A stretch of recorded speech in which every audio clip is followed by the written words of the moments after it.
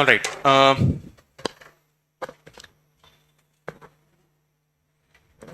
Quick recap. Indian philosophy. We were talking about the 6 philosophical traditions of India and looking at the concepts therein. So, firstly, what is the problem that we were dealing with? How to address the issue of human suffering. Okay. What are the 3 different kinds of sufferings? One, that is caused by our own mind.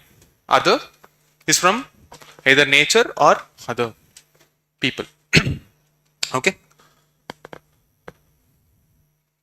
So we were discussing the epistemology part.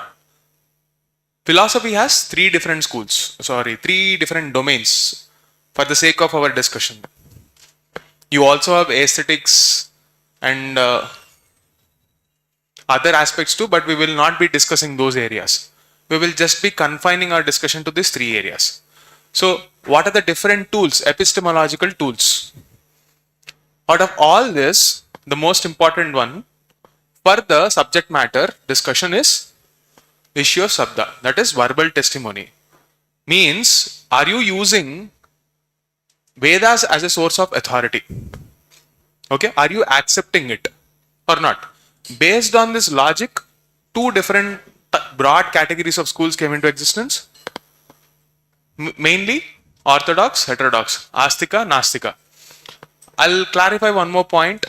Just because they say I am basing my categorization on this pramana of shabda, it doesn't mean they're refuting, they're rejecting these 2. Doesn't mean that. Okay, we are not going into the depth of it. Okay, so we were discussing the heterodox schools. We discussed Charvaka, Buddhism and Jainism. So when we were solving the previous year questions, we wanted to see how Buddhism was further divided into schools. On what logic Buddhism and Jainism were further divided into different schools. Right. So we will take from there. See, I told you that there are 2 broad categories of schools, namely Hinayana, Mahayana. Now, in this quick revision, this is supposed to be a current affairs class, but I'm still inculcating this domain because I'm expecting questions from this area. So this is not just a current affairs class, this is a class where I'm trying to maximize your prelim score. So it will have both current and static areas. Static areas, those areas which are difficult conceptually. This part is difficult conceptually, that's the reason I'm taking it. So before we had this Mahayana or Hinayana, they were precursors.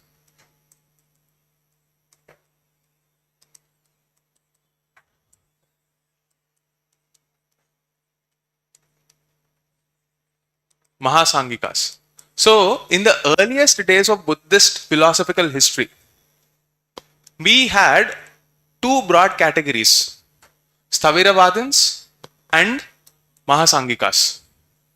Okay.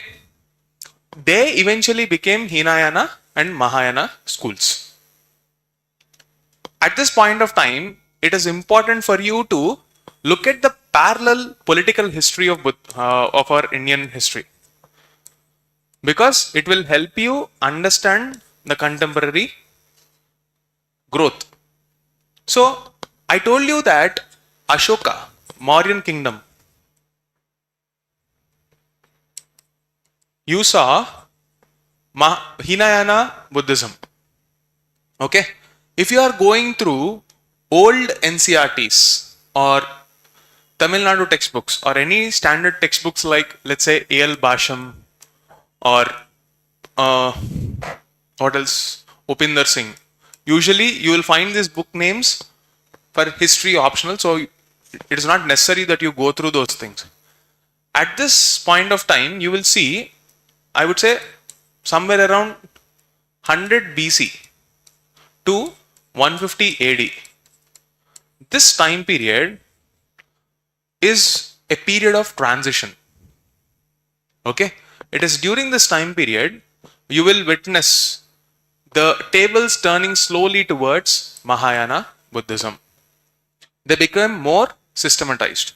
Now, if you look at our political timeline, this time period belonged to which kingdom predominantly? Indo-Greeks. So, you will see Indo-Greeks specifically. You have to understand that philosophy and the ideas behind them will also influence architecture.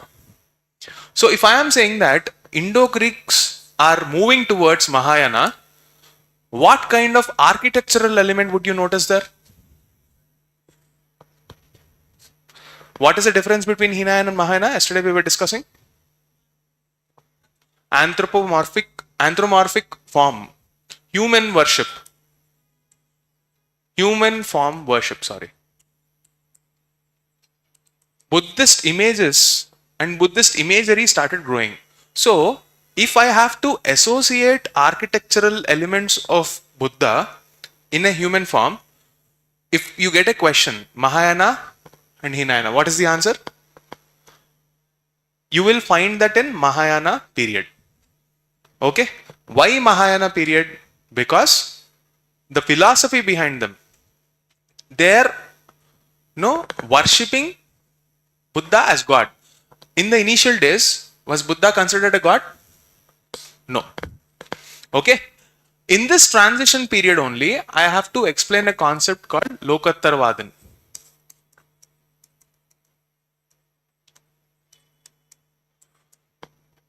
I'll ask this question. See, Buddha was just like us. He was born, he had a good early life, then he saw the 4 stages, the 4 different kinds of experiences, like a diseased person, an ascetic, death. All these incidents moved him, and he started to find out the truth, set out on a journey of truth, eventually found truth, attained a state called nirvana, where you are peaceful basically. Okay, you are devoid of any suffering. This is the state of nirvana.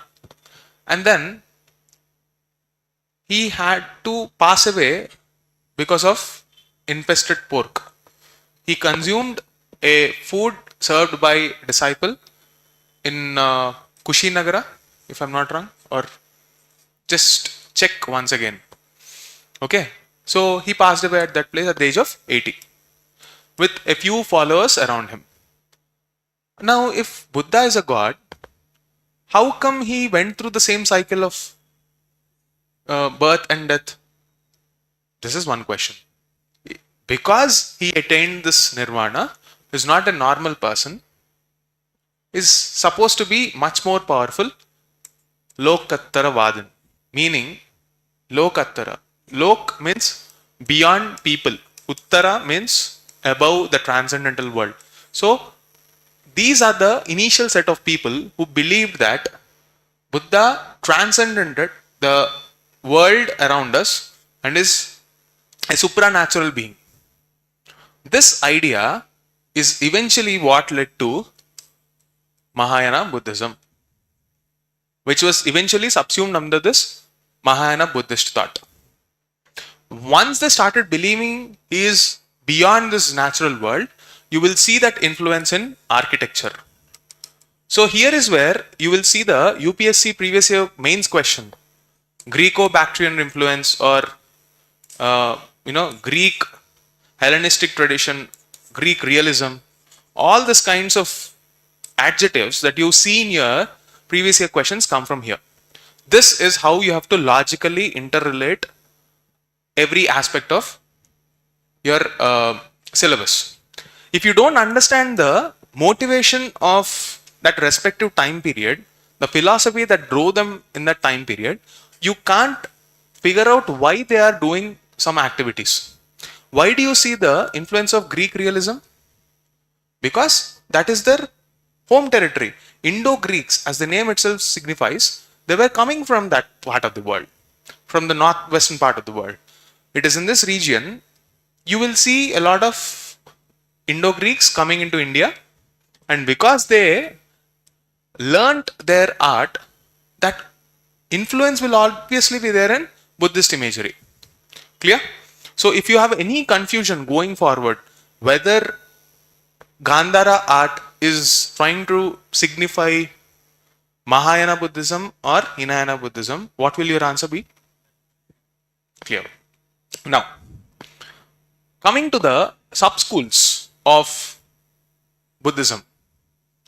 Yesterday we were discussing the utility of one knowledge tool, that is perception.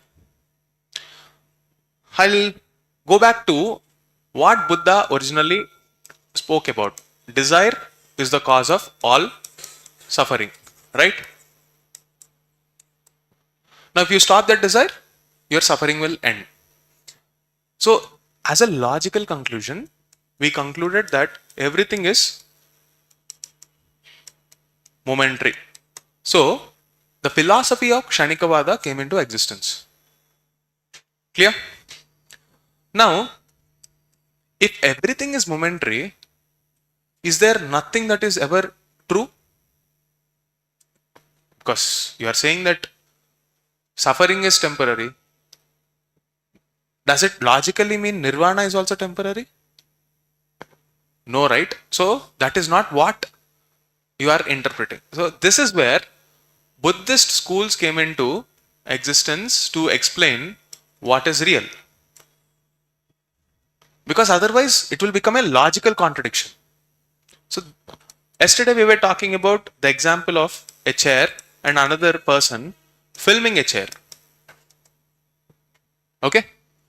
Either you are looking at it directly or indirectly. On the basis of this, they were trying to explain, if you are looking at this world at this moment, it is considered to be real. So the moment you realize that you can stop this, you will attain nirvana. And that is beyond the world of this permanence and impermanence. There is another school which is using Buddhist logic. I'm not going into the depth of it because it is not necessary for MCQs. There is another school which says you have to look at it indirectly and they will explain. I don't want to take this into the philosophical depth because it will become philosophy optional otherwise. So you need to know why the schools came into existence. So Vaibhashika school, Sautantrika school as they are called, are a logical extension of Hinayana. They did not say Buddha is God. They're trying to explain as per the philosophical systems existing at that time. Because if you claim to be a philosophical system, you cannot be illogical. You have to explain everything. Otherwise, it is just a code of conduct. Okay? So, these thinkers did not want the beauty of Buddhist thought just to be confined to a mere code of conduct. So they tried to systematize that knowledge based on what Buddha discussed. But you have to not forget the fact that Buddha never talked about metaphysics. He never spoke about what is real, what is unreal. The only thing he cared for is, how do I get rid of this suffering? Okay? Now, going forward, the larger school, that is the Mahayana school,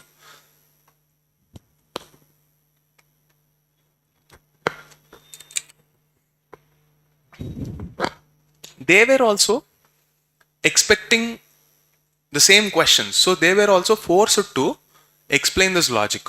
There is a previous year question in 2013. What do you mean by nirvana? The definition of nirvana. So this Kshanikavada is not supposed to be disputed either by the Hinayana school or the Mahayana school. Everybody should agree because that is what is the logical extension of what Buddha said. Now, according to this theory, in consistency with this theory, they just define nirvana as it's like a flame. Okay, the minute that flame is extinguished, that flame of desire, the minute it is extinguished, you will attain nirvana. That is what the earlier days were like. In Hinayana, a arhat is one who gains the ability to extinguish the flame of desire. There is one word for this. It's unlikely, but if you ever get that word, just remember this. It's called Krita Pranasha.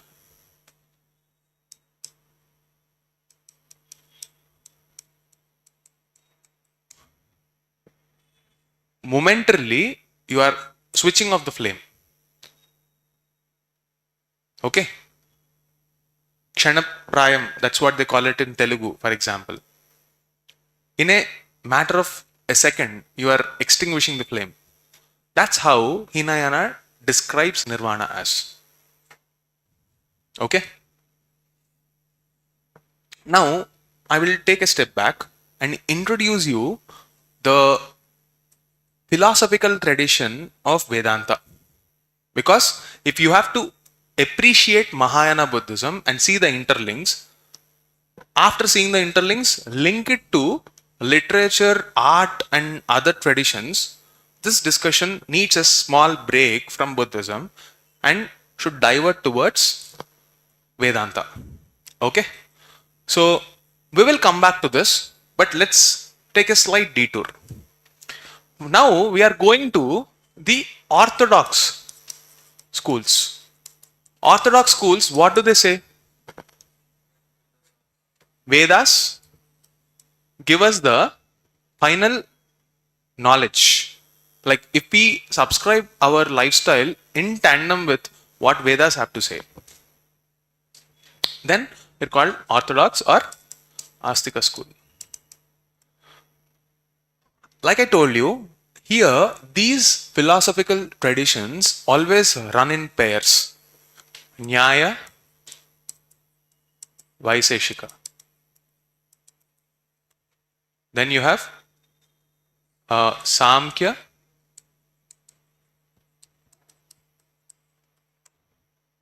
then Mimamsa, Uttar Mimamsa, Purva Mimamsa, as they call Mimamsa or Vedanta, we can call it. These are the philosophical traditions. Clear? Don't forget the origin of philosophy. At least for our discussion, what was the beginning point? What problem were these systems trying to explain? How to get rid of human suffering, right? So, when we are talking about suffering, is it universal? The word, the definition, the idea of suffering, can you perceive suffering in the same way? What is suffering to you need not be suffering to someone else. So, suffering is indeed very personal. So what Arjun Reddy's dialogue is nothing but philosophy. Suffering is personal. So to address this idea of suffering, you need different methods and tools. You will not have a single tool that will, for us, explain everything except Vedanta. I'll tell you why. We'll get back to that, but let's begin. In this suffering, the idea of suffering, there are three different stages. Adi Daivika, Adi Bhautika, Adhyatmika. Three different styles. So, if you have to get rid of this suffering, each origin point, like the source of each suffering. Let's say, for example, if nature is the source of suffering, what is that suffering called? Adi Daivika. Okay. So, if nature is causing us to suffer, what is there in nature? It's a curious question, right? That's the question Vaiseshika answers. Okay. Then what is the next suffering?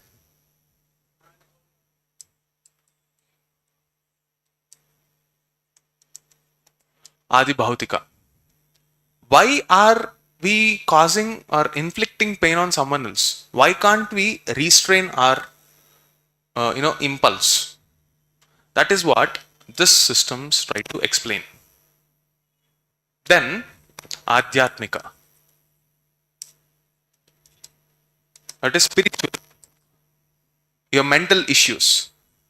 Why isn't your mind peaceful? Why is it always restless? This is a problem that together Vedanta addressed. Now mind you, when I'm saying that this is the problem that Vedanta is addressing, it doesn't mean it is not addressing these two. This is supposed to be an all-encompassing one-point solution for every aspect of life. Okay?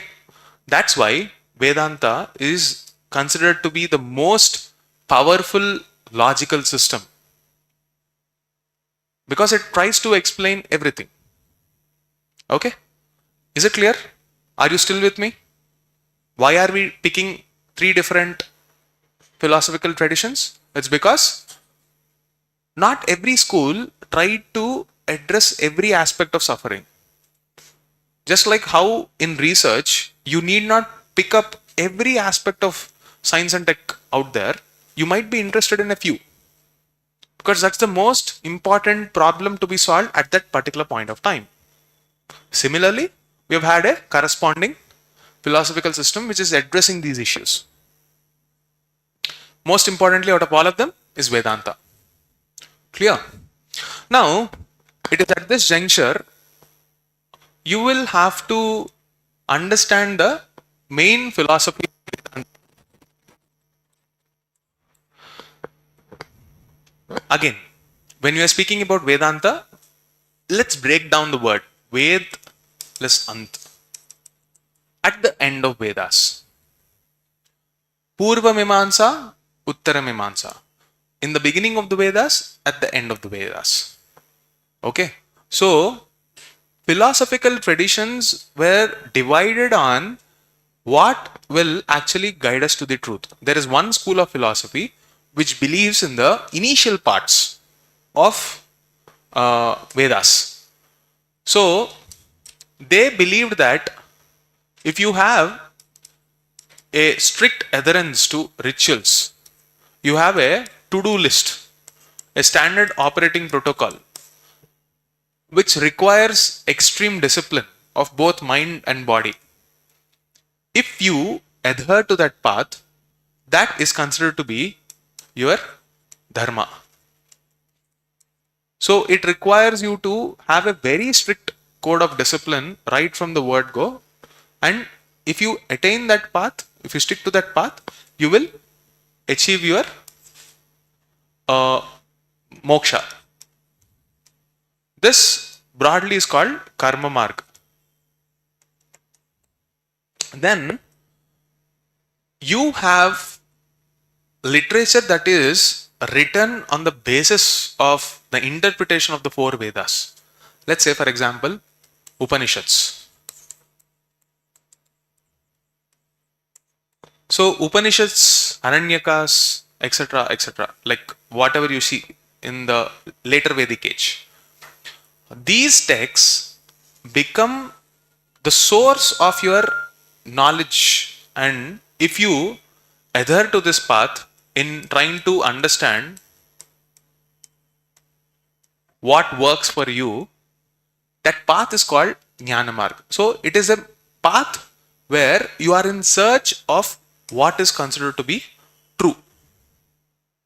Okay? So as an extension to this, you have Vedanta, which is basically a philosophical system that came out of Upanishads. Clear? Everybody, are you with me? Fine. Now, Vedanta, as we know today, existed even before Adi Shankaracharya came into prominence. But it was systematized and he made it accessible to a larger section of population after his, message to the world. Like creating a code of conduct and everything. Like, he systematized the philosophy. So he happened to be there in 6th and 7th centuries. He was born in the state of Kerala, and he spread his message across the country. If you take a look at the philosophical system he advocated, what is it called? Advaita. What do you mean by Advaita? Non-duality. Why is it called non-duality? See, you all memorize this Advaita, non-duality, without understanding the actual meaning behind it. But why is it called non-dual? Why can't you call it single?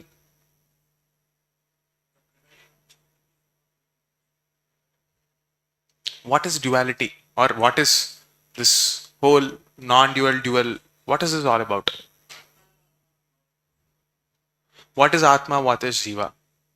So let's go back to the original question. What are we trying to solve? Human suffering.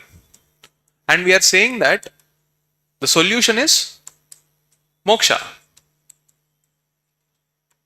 Now the question is, moksha for what?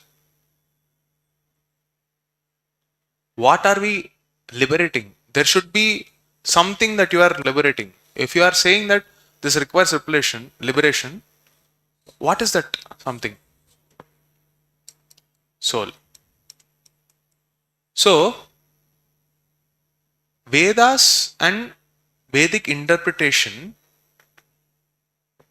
inherently believes that there is soul that transmigrates from one body to another based on an account of the net account, like how much karma you perform. On the basis of that karma, you either act in accordance to it or against it, which will get compounded.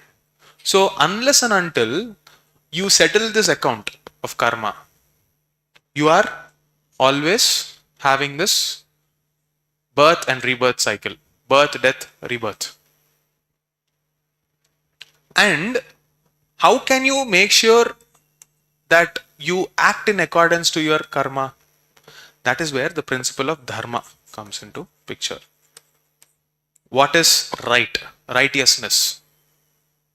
So if you stick to dharma, your karma will be not deviating you from the path of this moksha, and you will be liberated. This is what the quintessential essence of Vedanta is.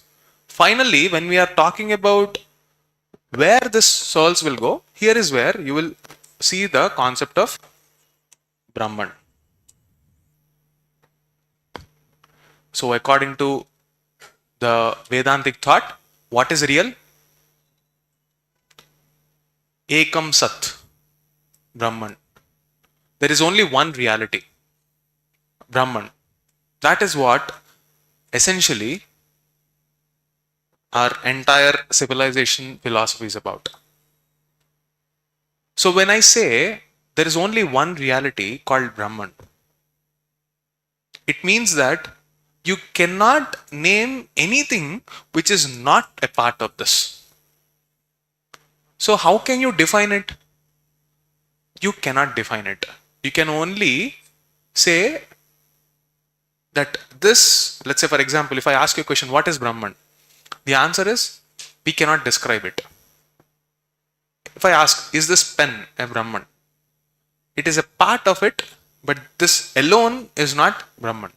So there is a philosophical tradition which says that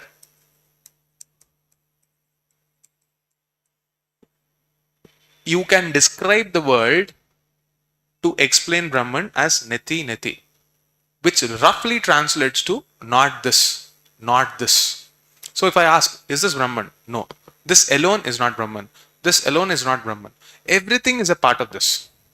It's not even like there is a big circle and within that there are smaller circles. No, that is also not the case. It's like a cosmic hole. Everything will get engulfed into it like a black hole. which explains everything. So, in GS1, when we are reading Indian society, we say that we should not, insult Indian culture by saying that India is tolerant. We say that we are more accepting in nature. Why? Because the central idea of Indian civilization is this idea of Brahman. Ekam Sat, Vipra Bahuda Vadanti, as it is called in Sanskrit.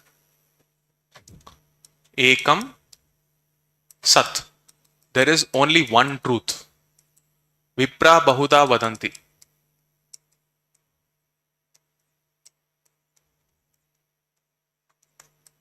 There are multiple pathways to reach the truth. Clear? This essentially is Vedanta. Clear? Non-dual. Why is it non-dual? Because the minute you say this is single, you are accepting, if you say this is 1, you should accept the existence of 2 or any other number. If you say that beyond this there is nothing else that exists, you don't have to describe what is the other thing.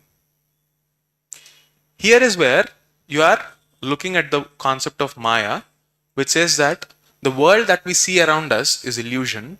If you want to get over this illusion and understand the idea of Brahman, that is what liberation is all about.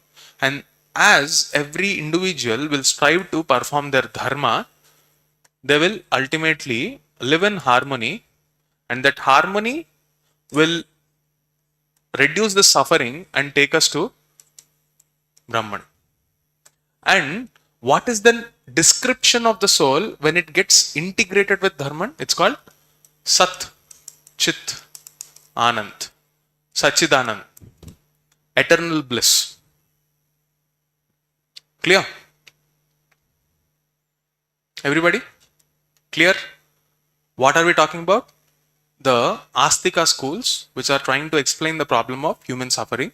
Since suffering is personal, multiple kinds of approaches were taken. Out of all those multiple approaches, the most important one for understanding the ethos of Indian civilization is Vedanta. And we've seen the root cause, that is Brahman, which is all encompassing, accommodative, and tries to remove any conflicts and contradictions within that true perfect knowledge. And once the soul reaches that kind of a place, it is described as having an eternal bliss called Satchidanand. Why am I talking about all of this? Because this is related to what Mahayana Buddhism actually gave to the world. And that has a bearing on literature, architecture, philosophical spread of sub-schools. It has an impact on painting. It has an impact on your way of life.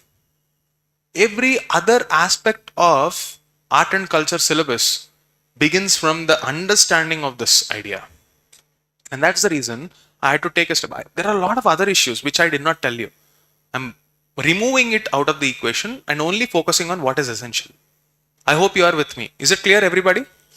Now, let's take a step back and go back to the Buddhist thought. We will come back to this idea of remaining Astika schools later, but this discussion is important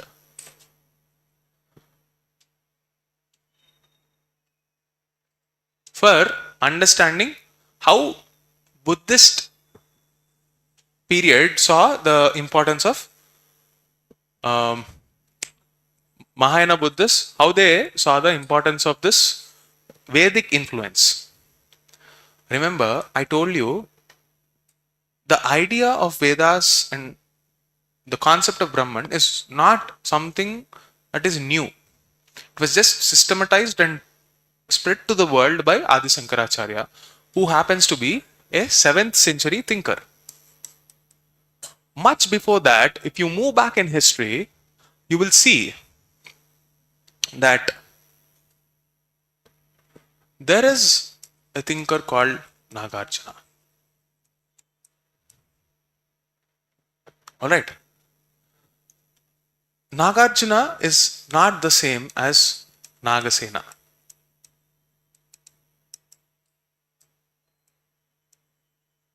Menandar. Remember these names? If you have solved previous year questions, this is a question in 1997 prelims. You will notice that the conversation between King Menandar and one, Buddhist priest or monk is described in one book. What is the name of the book? Milinda Panho. Who is the ascetic there?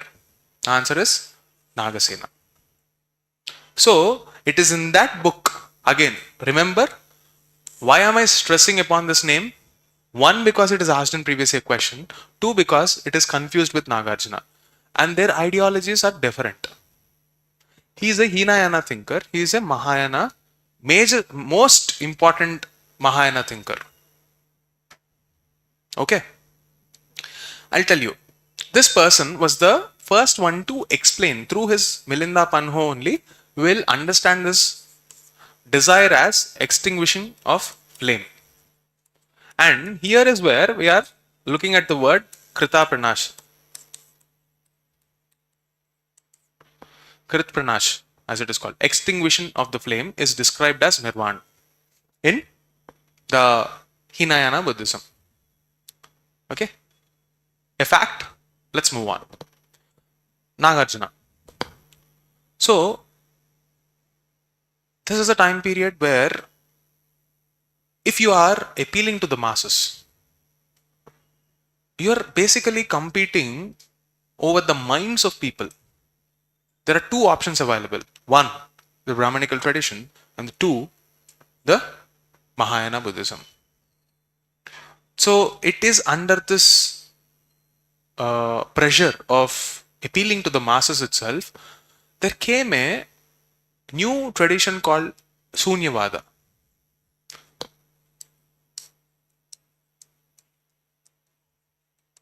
Sunyavad. Mysteriously, this concept of Sunya is nothing but the same thing that is explained in Vedas as Brahman.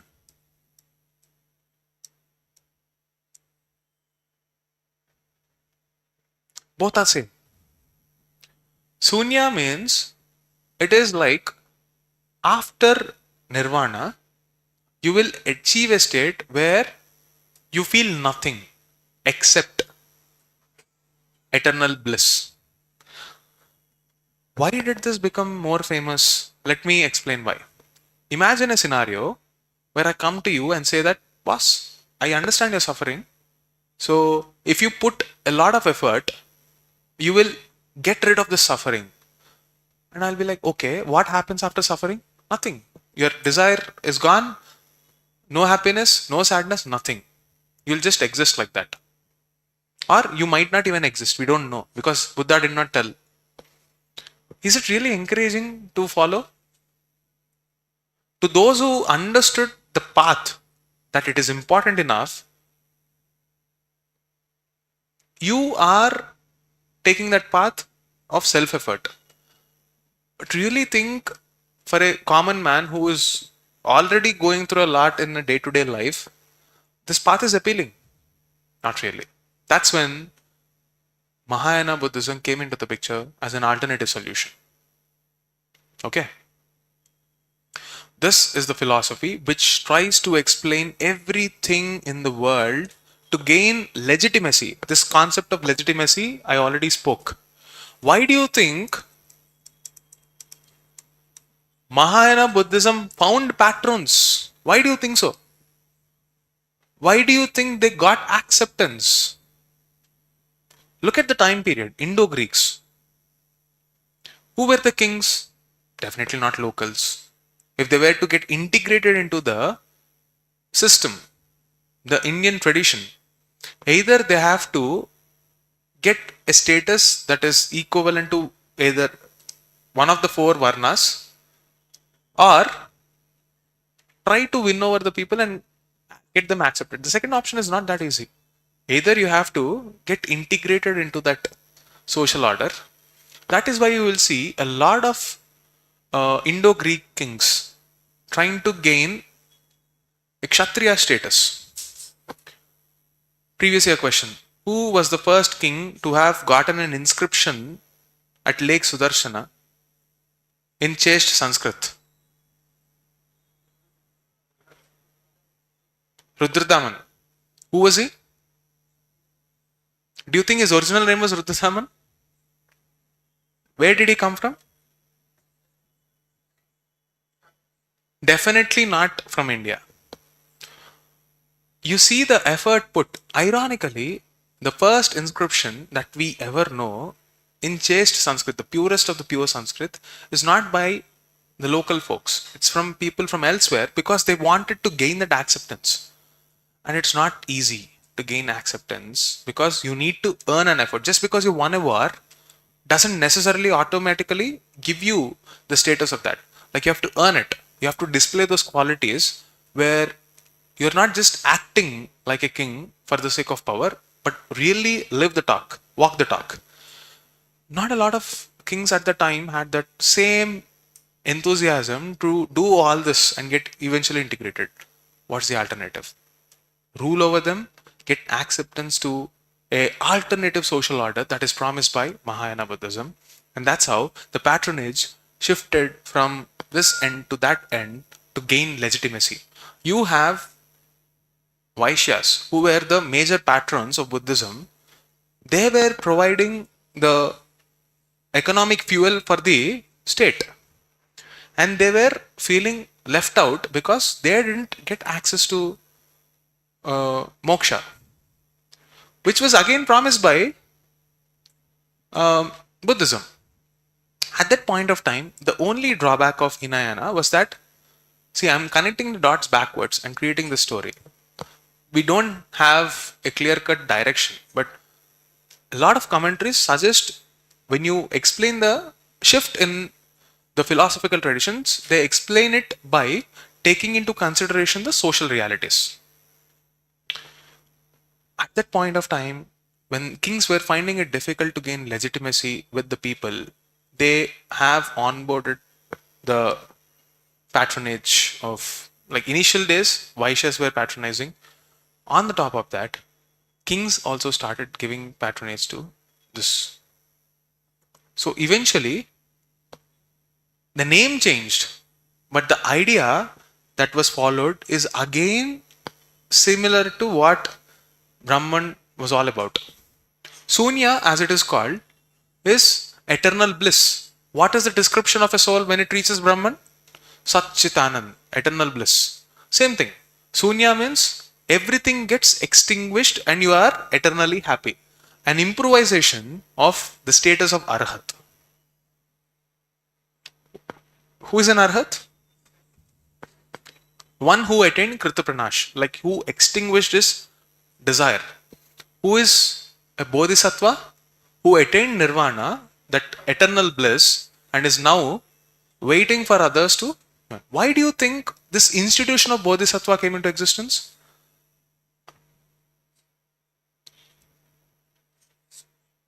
Exactly. People were finding it hard to follow even this. So they needed some additional help.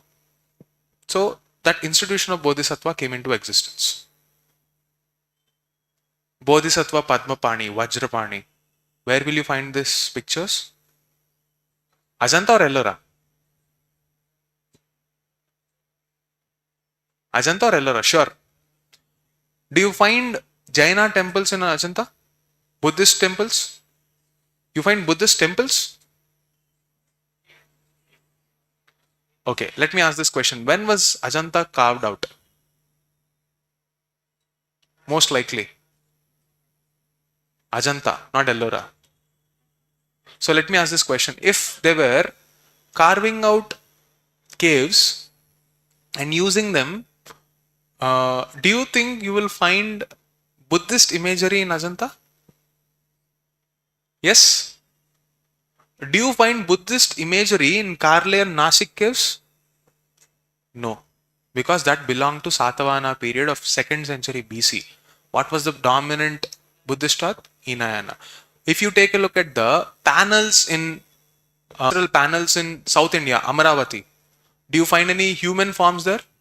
No, you will find Jataka tales. So logically, what is the conclusion there? They followed Hinayana school.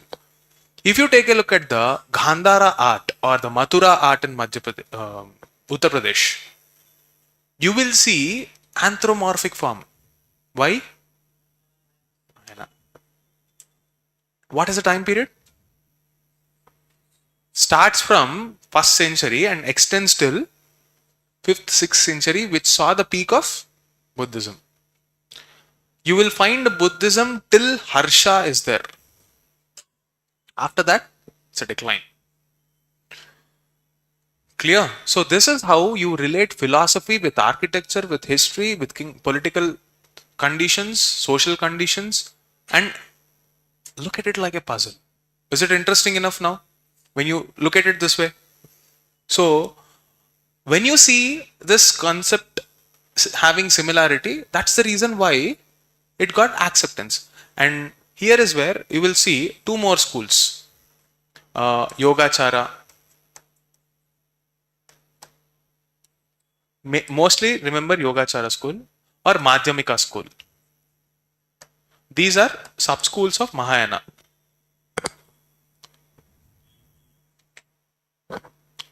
What is the internal difference? Not necessary. Too philosophical for you.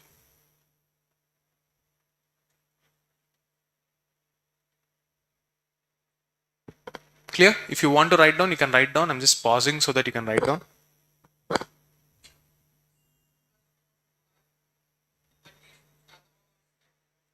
It's a transition period. So he was the first proponent who pushed this idea of Sunyavad. Madhyamika school, as it is called, this philosophy of Sunyavada is majorly from the Madhyamika school. You will have other Buddhist scholars like Dinnaga who gave the Buddhist logic. Like, it's not important to go into that depth. Ignore for now. So this is the concept that you need to know. Clear? Now, with this concept, let's go back to previous year questions and try to solve them.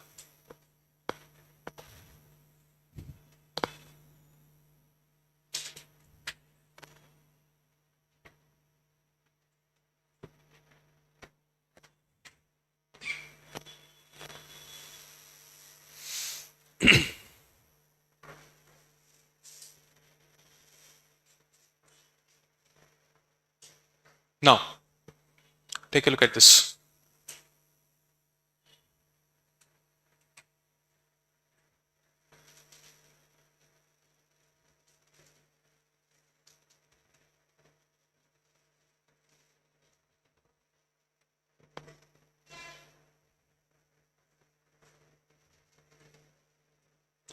Any answer? 2 and 3? Take a look at this next question.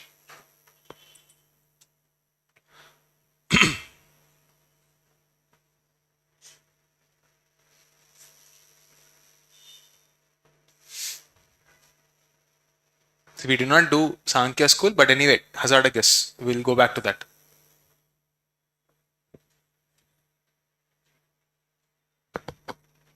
Sankhya does not accept the theory of rebirth. Why? Next. We'll get back to this again because you did not. What is the concept of nirvana? I gave you the answer anyway. Extinction of the flame of desire. Krita Pranash. Clear? Which of the following were common to both Buddhism and Jainism?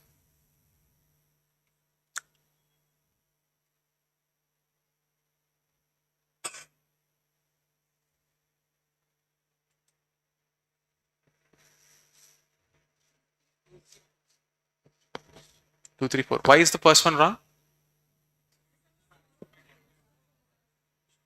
They did not avoid.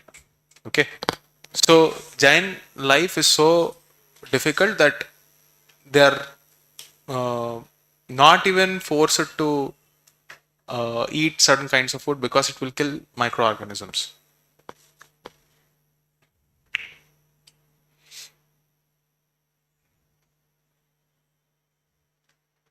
The surest way of annihilating karma is to practice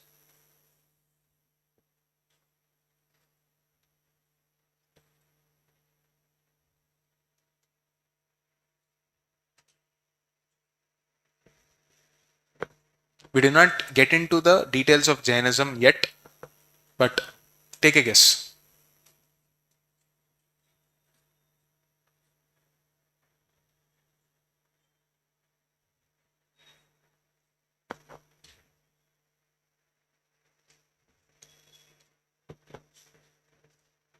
Everything feels right? We'll see. I'm just introducing you to the idea of um, Jaina thought. I gave you a brief explanation on how Jainism is related. Okay. Now we will also close one more small topic of sparshas in Buddhism. There's a question here. There are many mudras of Buddha which are used in Buddhist imagery. This is also an important question. Now, there are two ways to approach this. One is to make a list by heart, repeat it so that it gets ingrained in your memory. It's inefficient in my opinion. Second method is logically club the mudras, create a sort of a mnemonic, and then remember the mnemonic. Again, memory will ditch you. So, if I use mudras in a way that feels logical enough to explain the life journey of Gautam Buddha, you will probably remember that. Once you remember the story, now go back to step number 1. Look at the mudras, repeat the revision. It will stick longer. That is the funda here. Okay? Fine. See, you have this mudras of Buddhism. I'm sure you are all aware of this mudras. Mudras are nothing but a symbolism of a value that Buddha wants to tell to the world. Okay? As simple as that. There are 9 mudras that you have to remember, but it will be difficult if you just blindly memorize it. So here is one alternative method where I am trying to explain the same mudras through the life journey of a monk who adapts this lifestyle. Let's say you begin. What is the first step if you want to understand reality, self-awareness as they call it, which comes from dhyana, dhyana mudra. What does it stand for? It stands for meditation. Okay. Where is dhyana mudra? Second one. Then when you are trying to do something great, you will have distractions. So if you want to get rid of that, you have the Bhumi Sparsha Mudra, where earth is the witness of your dedication.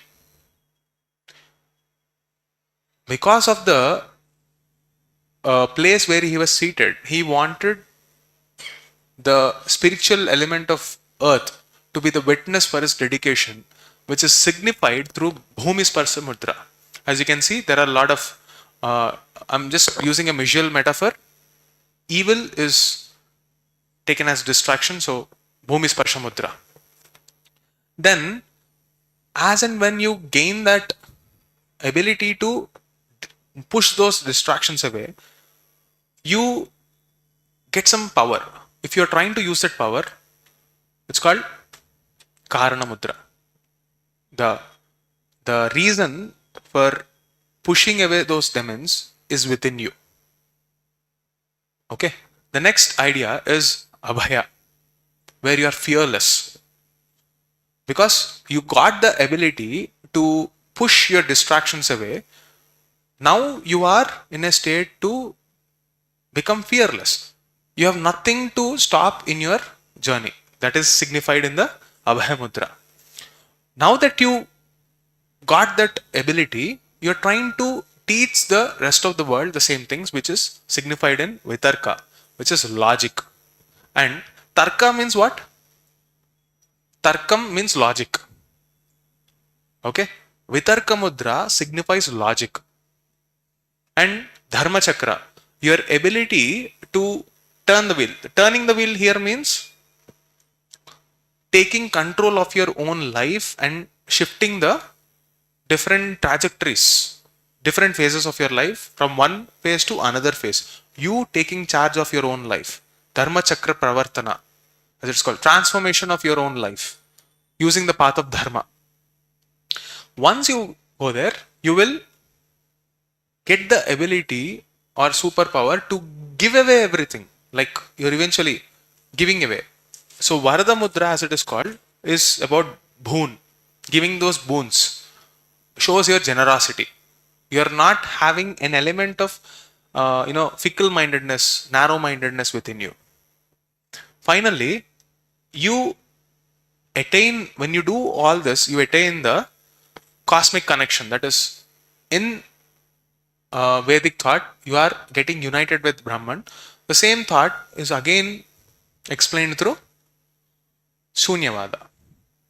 Okay, so just before that,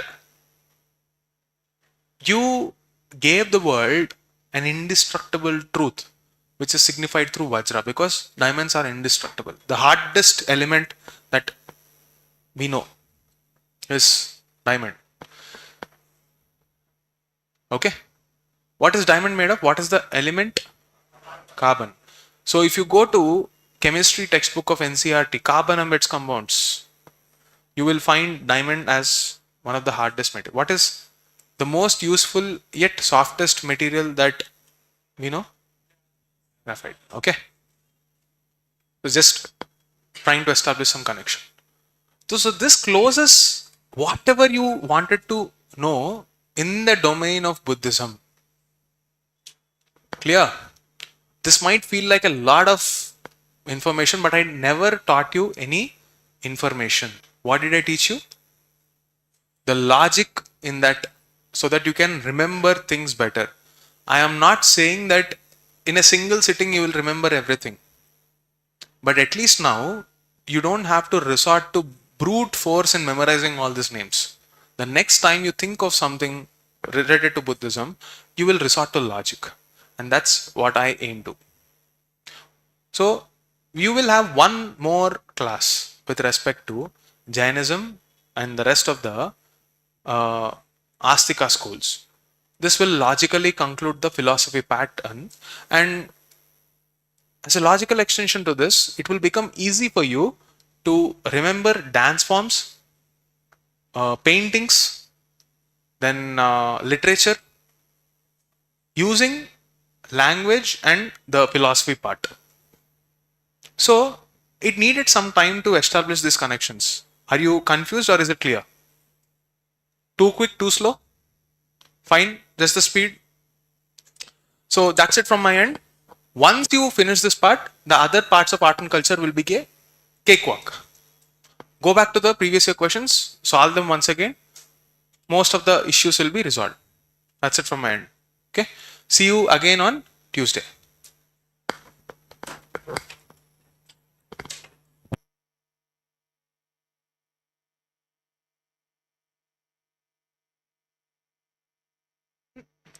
One last thing I would like to clarify. I forgot to tell you. Actually, in the 7th century, when Shankaracharya was giving this same knowledge, Buddhists accused him of being a crypto-Buddhist, saying that Adi Shankaracharya was actually copying the ideas of Buddhism, when in fact it was based on Upanishadic thought. So, you need to know this line because there will be some kingdoms in different parts of the country where this conflict is very obvious between Buddhism and the mainstream Brahmanical traditions in the revival phase of Hinduism. Okay? So, the next time you're reading that history, be careful about this patrons. Like, usually you will find information that so and so king is patronizing this or that. In Gupta period, you will notice that the caves were actually, Ajanta caves were built in the time period of Gupta. But are they actually built by Gupta? It's the Vakataka kings at that point. Who are these? Who are the Western Chalukyas? I'm talking about 6th and 7th century. Who are the kings in Karnataka at that point? Chalukyas. Then came Rashtrakutas, under whose patronage we see the greatest architectural wonder of Kailasa temple. So, link philosophy with political timeline, with architecture and every aspect of your syllabus. It will become easy for you to navigate the complexity. Is it clear? Thank you.